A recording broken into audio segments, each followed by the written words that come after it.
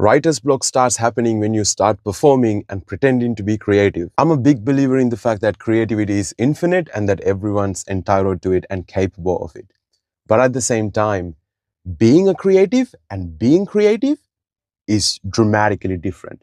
That's why I personally shy away from labels. The second people start viewing me as a poet, viewing me as an organizer, viewing me as a speaker, all of a sudden now there's this built up pressure to speak, to perform, and to create, and at the same time to live up to these expectations and to act a certain way so I come across as creative. You might even feel like you have to be productive in a certain way, especially if you're a professional creative and you have deadlines to meet, etc., etc.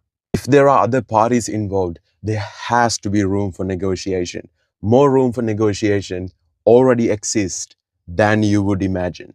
And going forward, we should be squeezing in these timelines in a healthy way. We should be creating these rooms for us to breathe and for our project to breathe so we can do it justice instead of feeling the pressures of a timeline or the pressures of having to live up to a certain identity.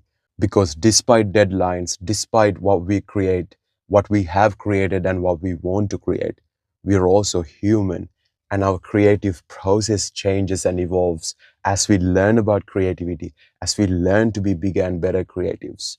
Because good things in life take a lot of time and take a lot of flexibility. And that flexibility and fluidity that you have towards your creativity and your creative projects, you need to start treating yourself as a creative with that same amount of grace.